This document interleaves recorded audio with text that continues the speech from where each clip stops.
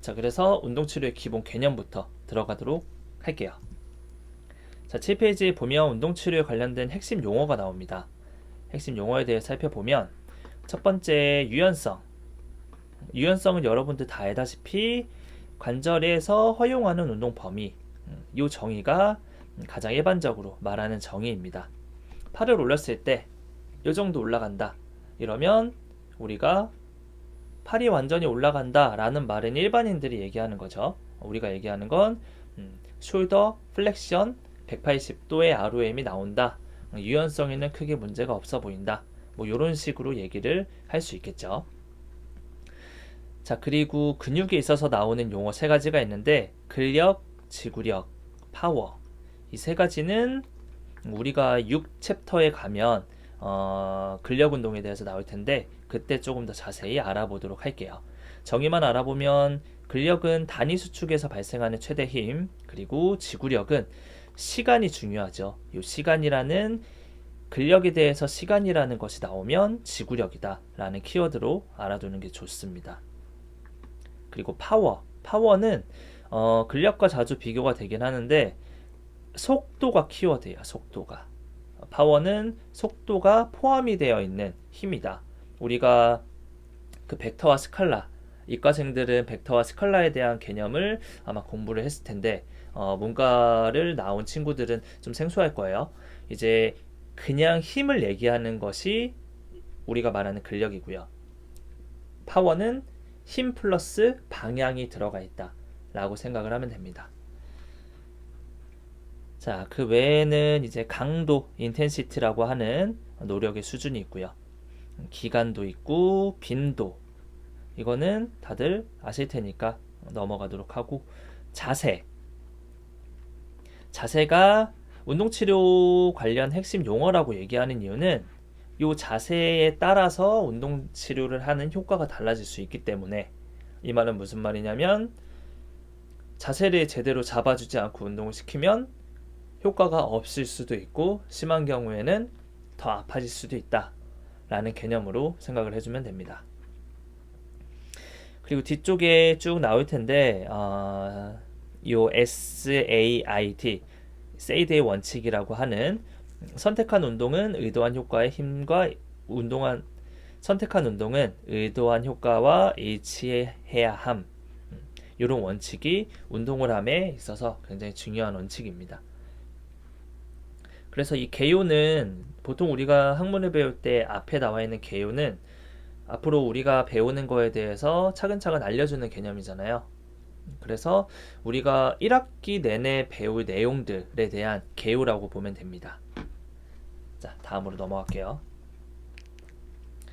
자, 13페이지로 가게 되면, 자, 13페이지입니다.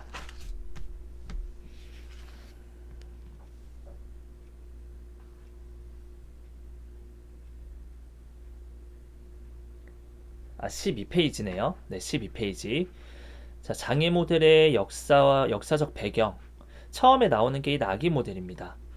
자, 이 장애 모델에 대해서 지금 1장에서는 제가 좀 포커스를 잡아서 강의를 할 텐데, 운동치료인데 장애 모델에 대해서 굳이 왜 배워야 하느냐, 장애 모델이 어떠하느냐에 대한 의미가 우리가 운동치료를 할 때 적용할 수 있는 개념이라고 보면 됩니다. 그래서 지금 말하는 나기 모델은 운동치료에 있어서 가장 초창기에 이제 개념을 잡았던 것이고요.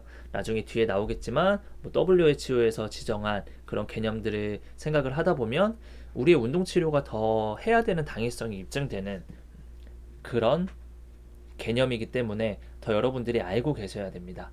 자, 그래서 나기 모델은 모델 영역과 장애 수준에 따라서 나눈 건데, 활동적 병리, 손상, 기능 제한, 장애, 이렇게 네 가지로 나눴고, 요게 각각 활동적 병리는 세포 조직 수준이고, 손상은 기관 계통 수준, 기능 제한은 개인, 장애는 사회 수준이다 라고 이제 얘기를 한 건데, 이 나기 모델이 바뀔 수밖에 없었던 이유는 여러 환경 요인을 고려하지 않았다는 제한점이 있다. 요게 좀 중요합니다. 그래서 이 나기 모델에 대해서는 요렇게 생긴 모델이구나 라고 이해를 하면 될 것 같고요. 이 모델에 대한 의미를 더 이해할 수 있게 하는 것은 뒤쪽에 있는 요 IC, IDH 모델인데, 앞에 있는 요 낙인 모델과 크게 다를 바가 없어 보여요. 근데 다른 부분이 딱 하나 있습니다. 어디죠? 바로 여기 요 화살표가 있죠.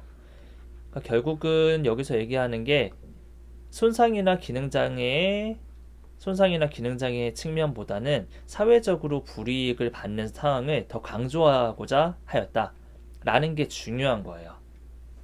그러니까 손상을 당해서 장애가 있는 경우에 그냥 손상과 장애가 여기서 얘기하는 대로 손상은 기관계통 수준으로 뭐가 좋지 않은 거다. 그리고 장애는 개인적인 수준에서로 머물러 있는 게 아니라 요게 사회적으로 이어진다는 개념을 처음 잡은 게 요 IC, IDH 모델이라는 거죠. 뭐 예를 들자면 이래요. 길을 가다가 발목을 접질렀어요. 그래서 걷기가 힘들어요. 이렇게 됐을 때 지금 여기에서 따져보자면 손상이라는 것은 우리가 말레오러스 복숭아뼈가 있고 복사뼈죠. 발목에 복사뼈가 있고 보통은 내측보다 외측으로 인버전이 되어서 발목 손상이 많이 되죠. 그래서 이 인버전이 된 상태를 손상 기관 계통으로 보자면 라테랄 쪽에 바깥쪽에 있는 인대의 손상이다, 염좌다. 1도, 2도, 3도 나눌 수 있겠죠. 요게 손상에 대한 내용이에요. 근데 장애로 가게 되면 이 사람이 발목 염좌로 인해서 걷기가 힘들다라는 게 개인 수준의 장애이고요. 핸디캡으로 가게 되면 사회 수준이라고 하는데 이거는 무엇을 의미할까요? 예를 들면 이런 거예요. 지금 발목 접질른 이 사람이 음식점에 서빙을 하는 종업원이었어요. 그래서 그 사람은 음식점에 서빙을 하는 종업원이어서 걷는 거를 굉장히 많이 할 수밖에 없는 그런 직업적인 환경인데 그 환경을 수행하기가 힘들겠죠.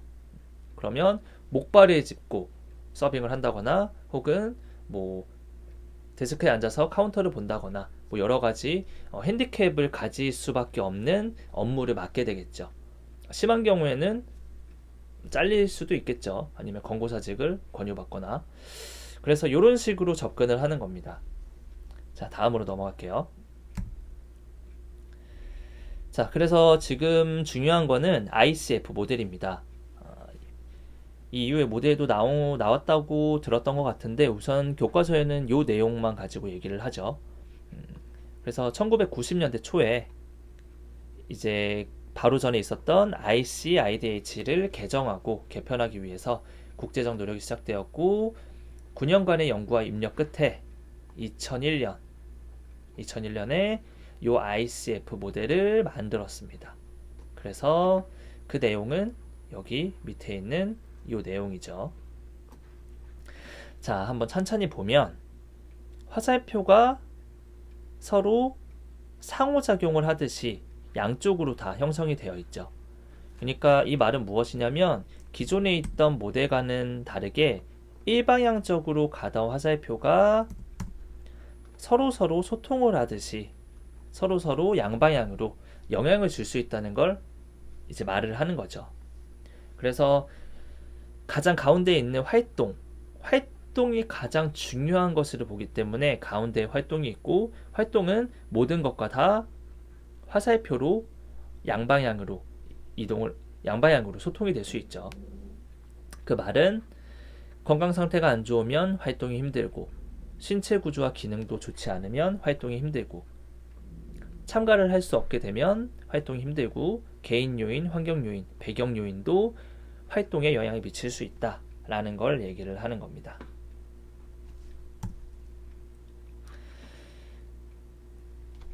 자, 장애 모델. 자, 그래서 책을 한번 볼게요. 15페이지를 보면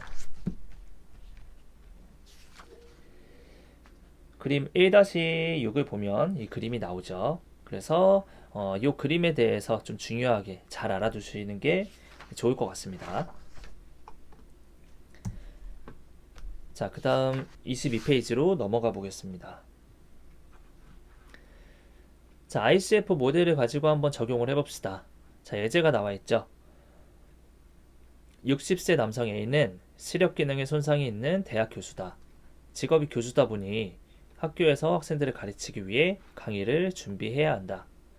글을 읽는 데는 크게 문제가 없지만 명확하게 판단하는데 상대적으로 시간이 많이 걸리고 불편한 사항이다. 하지만 이분은 강의를 하는 거에 큰 자부심을 느끼고 있다고 합니다. 자, 이 내용을 ICF 모델에 적용을 한다면 우선 이 내용에서 가장 중요한 가운데 있는 활동은 읽기죠, 읽기. 그래서 읽기가 가운데에 들어가고요. 이제 양쪽에 있는 항목들을 살펴보면 시력 기능의 손상, 그리고 여기 활동에 있어서는 직장 고용 문제가 없다는 것, 그리고 건강 상태가 비특이적이라는 얘기죠. 시력이 손상이 있다 보니까 비특이적이라고 얘기를 하는 거고요. 그리고 환경 요인과 개인 요인. 개인 요인에는 남자인 것, 성별, 나이, 직업이 나와 있고요.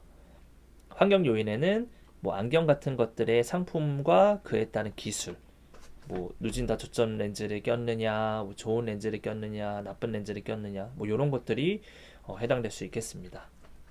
그래서 이 ICF 모델을 지금 적용하는 모델이기 때문에 좀 중요하게 생각을 해주시면 좋을 것 같습니다. 임상의사 결정 과정과 고객관리 모델을 볼게요.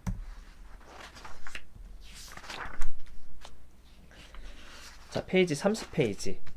자, 임상의사 결정이라는 것은 제한된 정보로부터 합리적인 판단을 해야 하는 물리치료사의 능력이며 근거 중심 물리치료의 핵심이 되는 문제 해결 과정의 하나이다 라고 합니다. 즉 적절한 평가 도구, 동료 및 근거 중심 물리치료를 사용하여 경험, 인식, 지식 및 정보 수집의 균형을 찾는 것이다. 한번 이루어진 결정으로 결론이 확정되는 선형적 관계가 아닌 순환적 모형으로 설명이 된다 라고 합니다. 이게 무슨 말이냐? 텍스트로 나와 있기 때문에 좀 이해가 잘 안 되죠. 그러니까 결국에는 합리적으로 판단할 수 있는 그 치료에 있어서 우리가 치료를 하기 전에 여러분들 쏨노트 배웠죠? SOAP 서브젝트, 오브젝트, 어세스먼트, 플랜. 이렇게 쏨노트를 쓰는 이유는 임상의사 결정을 합리적으로 하기 위해서다라고 생각하셔도 좋습니다. 이제 제한된 정보로부터 우리가 서브젝트를 파악하고 오브젝트를 파악하고 그리고 실제로 검사를 해서 어세스먼트를 한 뒤에 플랜을 세우고 중재에 들어가는 거죠. 그렇게 될 때 제한된 정보로부터 합리적인 판단을 해야 하는 것을 얘기를 하는 거고요. 밑에 나와 있는 두 번째 줄을 보면 적절한 평가 도구라는 것은 어세스먼트를 할 때 적절한 평가 도구를 적시적소에 사용을 할 수 있어야겠죠. 예를 들어서 혈압을 재는 평가 도구가 있는데 그 혈압을 재는 평가 도구를 고혈압이 있는 사람에게 적용을 하는 건 맞는 건데 고혈압이 아니라 뭐 M1대 예를 들어서 발목 접질렀는데 혈압을 재는 것은 그렇게 타당한 이유는 아니죠. 뭐 출혈이 많이 있다거나 이런 것이 아닌 이상은 단순염자의 혈압이 된다? 적절한 평가 도구가 아니겠죠. 나중에 우리가 이제 진단 및 평가학에서 스페이서 테스트라는 것을 배울 텐데 예를 들어서 어깨가 아픈 사람에게 어깨의 스페이스 테스트를 해당되는 질환에 대한 스페이스 테스트를 하는 게 맞는 건데 그렇지 못하게 되면 임상의사 결정이 타당하게 될 수가 없겠죠. 여기서 여러분들이 알고 계시면 좋은 것은 이 순환적 모형에 해당된다는 거. 여기서 나오는 선형적 관계가 아니고 순환적 모형이다라는 거. 이것이 임상적으로 좀 중요한 의미를 갖습니다. 한번 이 내용에 대해서 또 뒤쪽에 차근차근 알아보도록 할게요. 자, 뒤쪽으로 넘어가서 이제 정의에 대한 내용, 두 번째 내용인데 근거중심 실무를 토대로 한 근거중심 물리치료. 우리는 이거를 에비던스 베이스드 피지오테라피라고 라고 하는데 evidence based practice라고도 합니다. practice. practice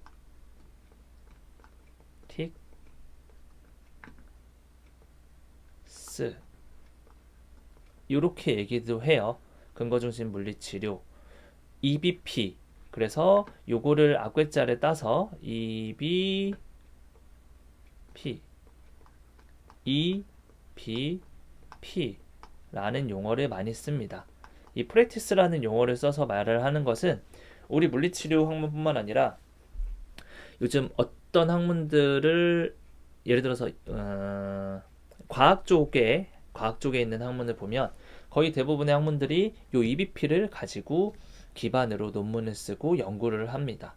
그래서 EBP라는 용어는 우리한테만 한정되어 있는 게 아니라 다른 연구를 하는 학문에서도 쓰이는 용어이기 때문에 이거는 배경 지식으로 알고 있으면 좋을 것 같습니다. EBP.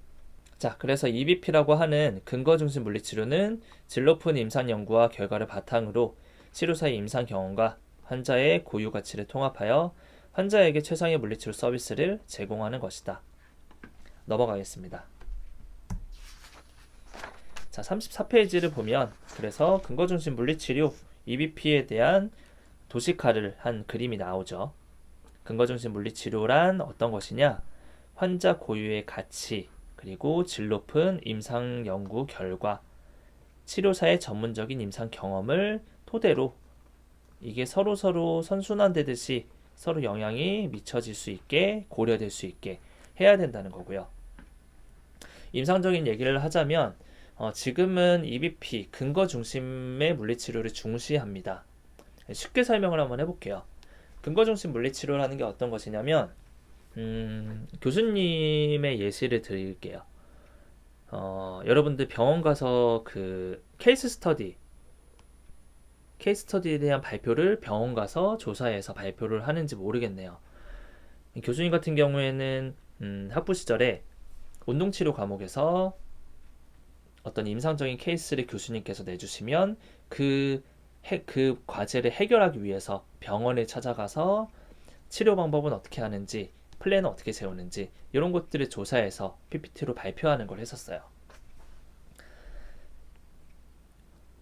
네, 어느 날은 선배가 계시는 병원에 가서 어깨 질환에 대해서 조사를 하러 갔죠. 대략적으로 잘 기억은 안 나는데 이런 내용이었어요. 뭐 50세 이상의 남성이 있다. 그 남성은 어깨가 올라가지 않고 어느 날부터 이 남자는 어깨가 잘 움직이지 않는 것을 깨닫게 되었다. 음식을 할 때 찬장에 있는 물건을 꺼내기가 힘들 정도로 어깨가 많이 좋지 않았다. 뭐 예를 들어서 이런 예시를 든 과제라고 한다면 이제 이분은 어떤 질환이 있는지 한번 알아보기 위해서 어깨니까 50견인지 아니면 뭐 우리가 소위 말하는 임핀지먼트 신드롬, 끼임 증후군인지 혹은 어떤 근육이나 인대가 찢어진 티어링이 있는 건지 뭐 이런 것들을 판단을 해야겠죠. 근데 어렴풋이 기억나는 것은 그게 50견에 대한 내용이었던 것 같은데 이제 선배에게 연락을 해서 병원에 찾아갔죠.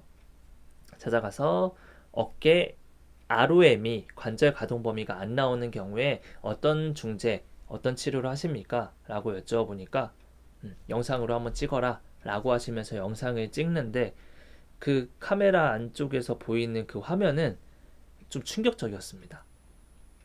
이 어깨를 지금 제가 따라하지도 못하겠는데 이렇게 돌리는데 저 같은 경우에는 지금 이렇게 돌릴 때 뒤쪽으로 넘어가는 범위가 여기서 끝나요.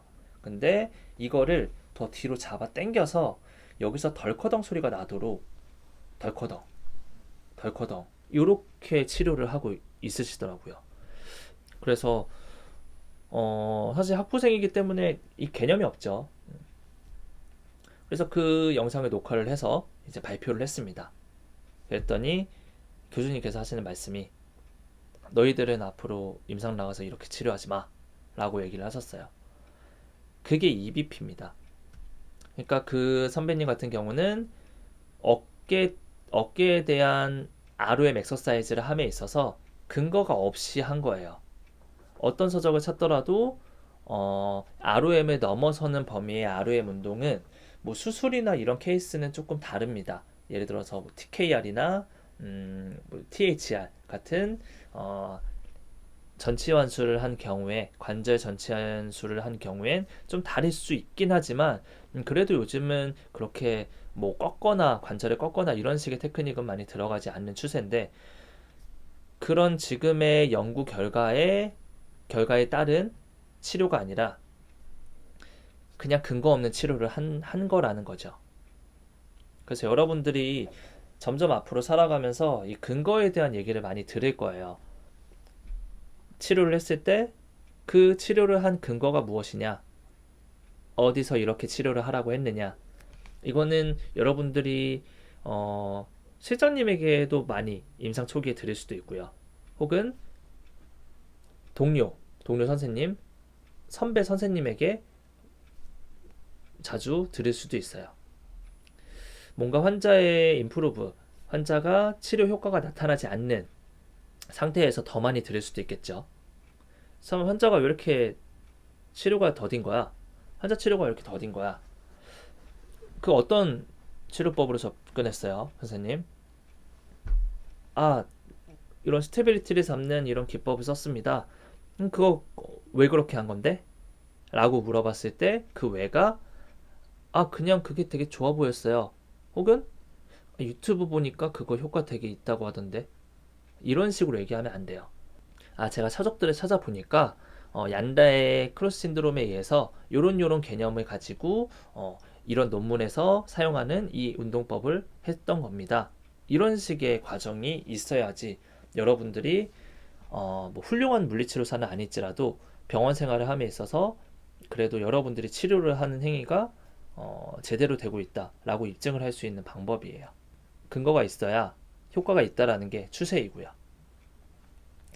자, 그래서 여기서 나와 있는 대로 치료사의 전문적 임상 경험, 이 임상 경험만 가지고 여러분들이 치료를 하시면 안 된다라는 거죠.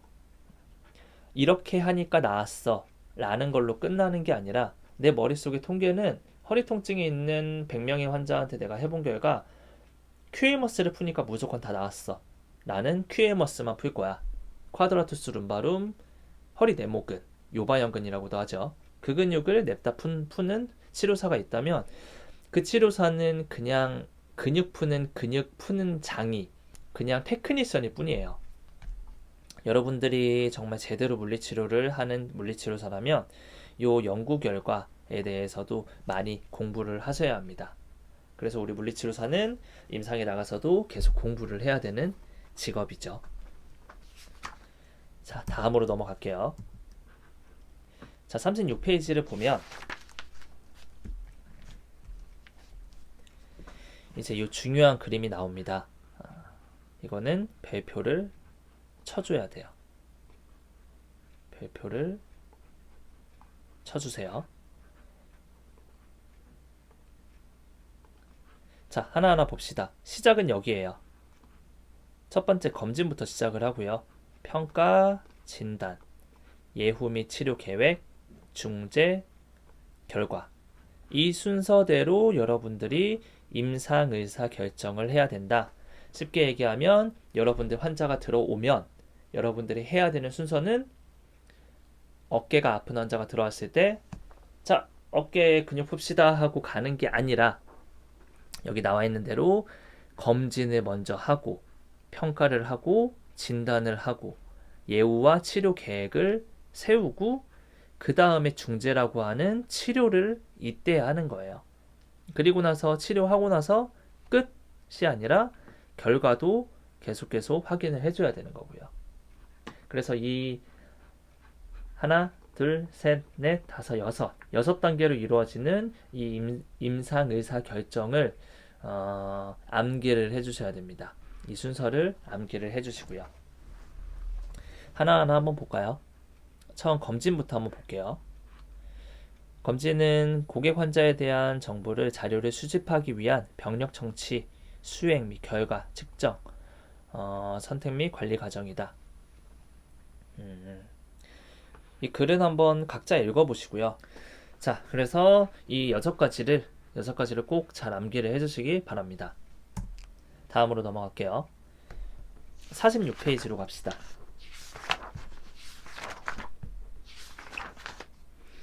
자, 46페이지를 보면 운동 계획 수립에 대한 내용이 나옵니다. 이제 박스 1-18이 나오는데 우리가 이제 운동 치료를 함에 있어서 안전하고 효율적인 9가지 운동 전략에 대해서 나와요. 자, 첫 번째, 실제적인 목표 설정. 이거는 그냥 예시를 들면서 말을 할게요. 스쿼트 1개 하는 것보다 1000개 하는 게 더 건강한 거겠죠. 그리고 무게를 들어서 스쿼트를 할 때 10kg 드는 것보다 100kg 드는 게 더 근육량이 많은 운동법이겠죠. 근데 그렇다고 해서 허리 통증이 있는 나이가 드신 우리 환자에게 100kg짜리 바벨을 들고 스쿼트를 하라고 하는 건 실제적인 목표 설정이 아니죠. 이거는 사실 피트니스에 있는 트레이너 선생님들이 자주 실수하는 것 중에 하나인데 실제적인 목표 설정보다 더 높은 목표를 오로지 이를 악물고 해낼 수 있게 계속 이제 응원을 으쌰으쌰 이렇게 하는 경우가 많이 있는데 우리는 지금 다이어트나 근육 증가를 하는 운동을 하는 게 아니라 운동 치료를 하는 거기 때문에 평가를 통해서 꼭 실제적인 목표 설정을 해주는 게 중요합니다. 실제적인 목표 설정을 하지 않으면 그 환자는 더 아파질 거예요. 자, 그리고 똑같은 얘기겠죠. 적절한 운동이 필요하고요. 통증 유발 금지. 허리를 뒤로 젖힐 때 허리가 아파요. 아, 그거 허리 뒤로 젖히는 거 많이 안 해서 그런 거예요. 계속 젖히세요. 이런 식으로 운동을 하면 안 된다는 거예요. 만약에 뒤로 젖혀지는 게 정말 문제가 있는 거다라고 한다면 그렇게 될 때 방해가 되는 어떤 뭐 조직, 예를 들어서 근육을 풀어준다거나 아니면 반대되는 근육들을 강화한다거나 이런 것들이 들어가고 해줘야지 그냥 통증이 나오는 자세, 운동을 계속 하면 안 됩니다. 그리고 움직임 조절, 움직임 관찰. 이 2가지 움직임이라는 키워드인데 사실 우리는 움직임에 대한 운동 치료를 함에 있어서는 여러분들이 움직임에 대한 전문가라고 보면 됩니다. 그래서 환자가 운동을 하는데 너무 빨리 움직여요. 그러면 좀만 천천히 하세요. 지금보다 천천히 하세요. 이런 식으로 얘기를 하거나 아니면 초를 세주는 것도 좋아요. 예를 들어서 뭐 다리를 올렸다가 내리는 동작을 하는 건데 환자가 하나, 둘, 셋, 넷 이런 식으로 반복을 하고 있다고 하면 아니 환자분 지금 너무 빠르잖아요. 천천히 하세요. 이것도 내 마음에 들지 않는다. 그러면 제가 초 세드릴 테니까 초에 맞춰서 움직이세요. 자, 셋에 내려가는 거예요. 하나, 둘, 셋, 올라오세요. 셋, 하나, 둘, 셋, 좋아요. 다시 하나, 둘, 셋, 올라오세요. 하나, 둘, 셋. 이런 식으로 버벌 큐잉으로 조절을 해줘야 합니다. 그렇게 하려면 움직임 관찰을 해줘야 움직임 조절을 할 수 있겠죠. 그리고 탄도적 뻗침 금지라고 하는데 이 탄도적 뻗침이라는 것은 대표적인 게 요거예요. 여러분들 어렸을 때 체육 시간에 이런 스트레칭 해봤을 거예요. 발끝, 도시플렉션 이렇게 시켜놓고 여긴 지면이죠. 그래서 이렇게 만든 상태에서 하나, 둘, 셋, 넷, 다섯, 여섯, 일곱, 여덟 이런 식으로 수직으로 반동을 주는 이런 움직임이 탄도적 뻗침이라고 하는 탄도적 신장이라고 얘기를 하는데 이 뻗침이라고 신용어로 바꿔놓은 거예요. 그래서 이렇게 반동을 주면서 하는 걸 탄도적 신장, 탄도적 뻗침이라고 하는데 요게 마찬가지로 피트니스적으로는 괜찮아요. 할 수 있어요. 근데 통증이 있다거나 근육이 문제 있는 우리 환자에게 있어서는 이 탄도적 뻗침이 그렇게 긍정적인 영향이 있지는 않아요. 득보다 실이 많기 때문에 운동 치료에 있어서는 그냥 피트니스적인 운동이 아니라 운동 치료에 있어서는 탄도적 받침을 좀 금기하는 게 좋을 거다라고 얘기를 하는 겁니다. 적합한 신발 당연한 얘기고요. 낮은 강도에서 적응하기, 요게 실제적 목표와 좀 일맥상통하는 게 될 수 있죠. 그리고 물 자주 마시기. 물은 자주 마시게 하면 해는 하나도 없지만 득은 굉장히 많죠. 이거는 나중에 기회가 되면 더 얘기를 해드릴게요. 자, 운동학습의 개념으로 넘어가겠습니다.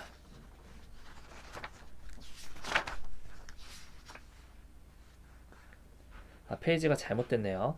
46페이지가 아니라 50페이지. 50페이지를 보면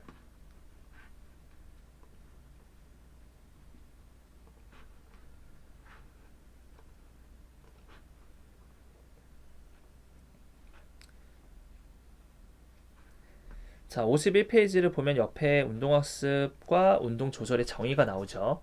그래서 운동학습이라는 것은 연습과 경험의 결과로 숙련된 움직임을 습득하는 것. 운동 조절은 감각기관으로부터 받아들인 정보를 중추신경계가 통합하고 처리하여 운동 명령을 내리고 최종적으로 신체의 근긴장을 조절하는 것이라고 하는데, 이 개념은 간단하게 알아두면 좋을 것 같고요. 자, 여러분들이 중요하게 알아야 하는 게 요거입니다. 자, 운동학습과 조절. 노란색으로 바꿔서 밑줄을 칠게요. 빨간색은 너무 강렬하네요.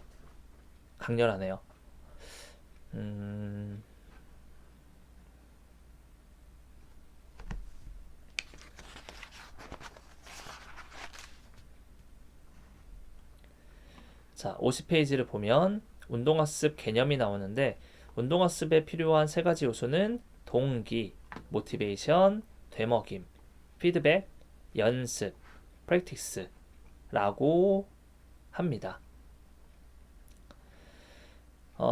신경외부 생리학을 배우면 알겠지만 여기서 나오는 대로 중추신경계는 새로운 환경에 계속 변하면서 새로운 모델링을 한다고 하고, 이를 뇌의 가소성의 개념과 연관지어 볼 수도 있다라고 얘기를 합니다. 플라스티시티. 특히 여러분들이 신경계 병원에 가게 되면, 신경계 운동치료를 하게 되면 이 플라스티시티에 대한 내용을 굉장히 많이 들을 거예요. 가소성, 플라스틱, 우리 플라스틱이라는 그 용기들은 열을 가하면 흐물흐물해져서 우리가 만들고 싶은 대로 만들 수 있죠. 그렇기 때문에 플라스틱이라고 얘기를 하는 거고, 그 플라스틱이 열이 가해지면 조물조물해서 내가 만들고 싶은 형태로 변할 수 있는 것처럼 이 뇌도 변할 수가 있다라는 말이 가소성이라는 겁니다. 우리에 적용되는 개념은 뭐냐면, 편마비로 팔이 주먹이 쥐어진 상태에서 팔이 안 펴지는 분이 계세요. 그럼 이분이 계속 피는 운동들을 자주 하다 보면 이게 완전히는 아니지만 펴질 수가 있다. 혹은 이 상태에서 오른손으로 해야죠. 오른손으로 편마비가 있는데 수저를 가지고 밥을 먹기가 힘들어요. 근데 이분이 계속 연습을 하게 되면 몇천 번, 몇만 번, 몇십만 번 반복을 하게 되면 뇌에 새로운 경로가 생기게 되어서, 혹은 옆에 있는 뉴런들이 도와줘서 이 밥을 먹는 것 자체가 조금 더 전보다 좋아질 수 있게 된다는 게 이 뇌의 가소성의 개념으로 신경계에서 자주 얘기를 합니다.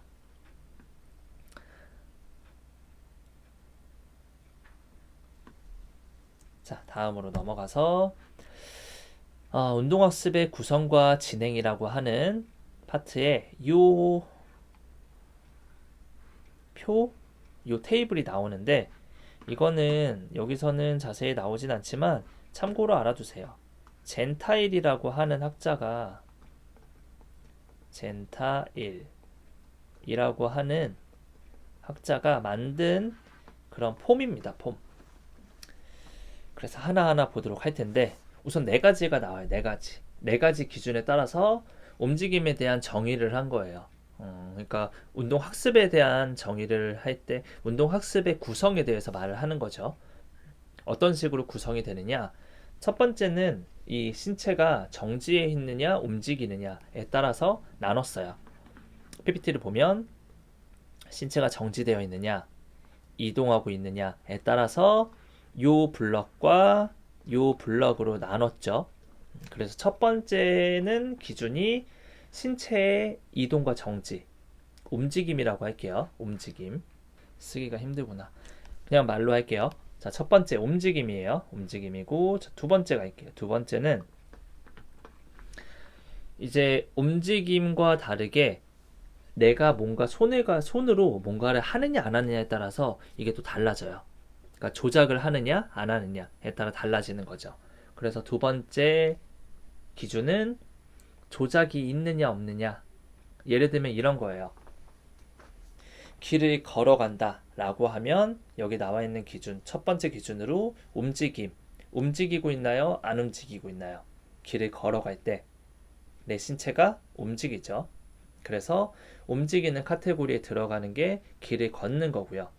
길을 걸을 때 내가 핸드폰으로 친구한테 카톡을 보내고 있느냐 아니면 그냥 당당하게 파워워킹을 하고 있느냐 요거에 따라서 두 번째 기준 조작이 있느냐 없느냐가 갈라지는 거죠.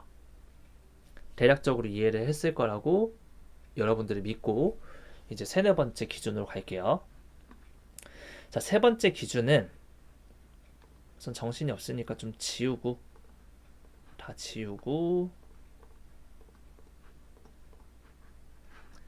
자, 세 번째 기준으로 갑시다. 세 번째 기준은 닫힌 환경과 열린 환경입니다. 닫힌 환경, 열린 환경. 이게 좀 어려운 개념일 수 있는데 이거는 여기 있는 예시를 보면서 한번 봅시다.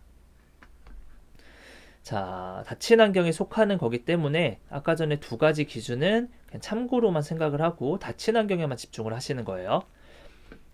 자, 여기서 닫힌 환경이라는 키워드는 뭐냐면 침대에 앉아서 균형을 유지한다는 게 닫힌 환경이에요.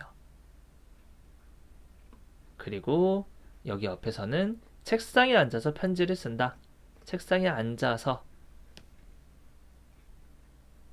그리고 여기 밑에서는 마루 위에 서서 균형 유지. 걸상에 앉아.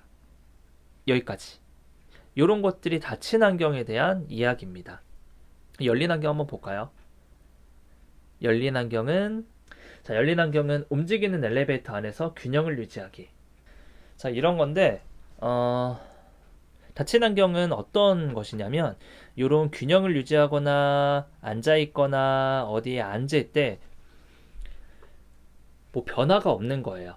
그러니까 뭐 가만히 있는 물체에 앉아있는다. 이런 것들이 다 해당되는 거죠. 닫힌 환경이라는 건 환경이 열려있지 않다. 외부적인 어떤 요소가 들어오지 않는다. 그런 상태라고 보면 됩니다. 열린 환경을 한번 볼게요. 열린 환경은 똑같이 균형을 유지하고 서 있고 여기도 균형을 유지하지만 중요한 게 무엇이냐? 움직이는 이동하고 있는 요것이 중요한 열린 환경의 키워드예요. 그러니까 움직이는 거죠. 엘리베이터에서. 근데 엘리베이터에서 움직일 때는 내가 예상을 할 수가 없이 움직이죠. 올라갈 때도 슝 하고 올라갔다가 덜커덩 거리면서 멈출 때는 좀 그 무중력 상태처럼 되기도 하고요. 이런 것들이 열린 환경과 닫힌 환경의 차이라고 보면 됩니다.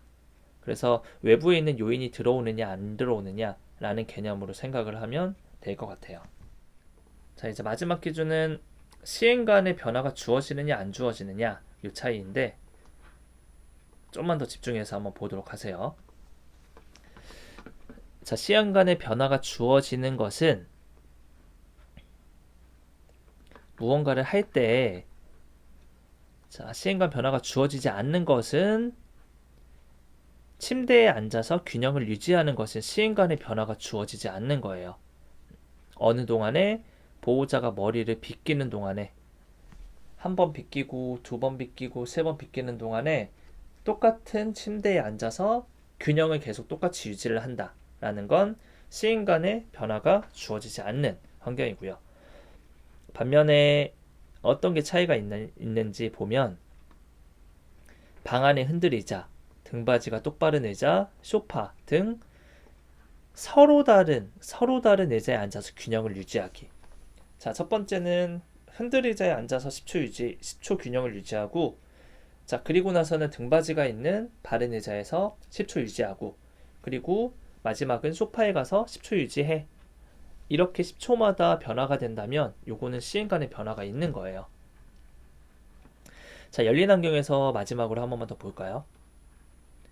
자, 요거를 조금 어려워하는 경우가 있던데, 움직이고 있는 유람선 갑판 위에서 칵테일 마시기, 그리고 시인 간의 변화가 주어지지 않는다는 것은 움직이는 엘리베이터에서 서 있는 동안 짐을 다시 정리하기.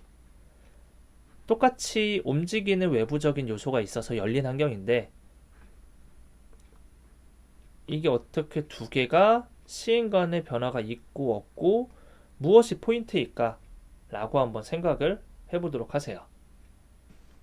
자, 포인트는 둘 다 움직이고 있긴 한데, 이 움직이는 엘리베이터의 전제를 이렇게 잡아줘야 돼요. 아까 전에 제가 설명드린 대로 처음에 1층에서 여러분들이 엘리베이터 안에 딱 타요. 띵 하고 문이 열려서 엘리베이터 안에 이렇게 탑니다. 그래서 뒤로 돌아서 번호를 누르죠. 10층을 눌러요. 그리고 나서 문이 닫히면 가만히 있는 상태에서 갑자기 부웅 하고 올라가죠. 요 구간 제외하고 일정한 속도로 한 2층에서부터 10층까지 쭉 올라가는 요 구간이라고 보면 됩니다. 10층에서도 멈춰서 띵 하고 약간 조정되는 그런 느낌 받는 그 구간이 아니라 일정하게 속도를 위로 올라갔을 때만 기준으로 생각하면 됩니다. 그래서 그 전제 하에 이 엘리베이터는 열린 환경이긴 하지만 일정하게 올라가죠. 근데 반면에 이 유람선에 있는 갑판 위에서 칵테일을 마시는 것은 유람선이 쭉 진행을 할 때 같은 해상이지만 지금 지나가고 있는 해상과 1초 뒤에 지나가고 있는 해상이 파도의 고도가 다르기도 하죠. 그리고 바람이 불거나 어떤 뭐 조수간만의 차로 인해서 그 물의 흐름이 달라지기도 하고요. 그렇게 되면은 뭐 배를 타본 사람들은 알겠지만 무언가를 들고 있으면 계속 꿀렁꿀렁 거릴 수밖에 없는 그런 환경이 계속 주어지기 때문에 이것은 시인 간의 변화가 있다라고 얘기를 하는 겁니다. 그래서 가장 교수님이 한 3년 동안 운동치료를 가르치면서 보니까 요거를 좀 많이 어려워 하더라고요. 요거를 이해를 하면 웬만한 여기 있는 거는 다 이해가 된다라고 생각을 해도 괜찮을 것 같아요. 자, 그래서 잠깐 여기까지 하고 잠깐 쉬도록 할게요.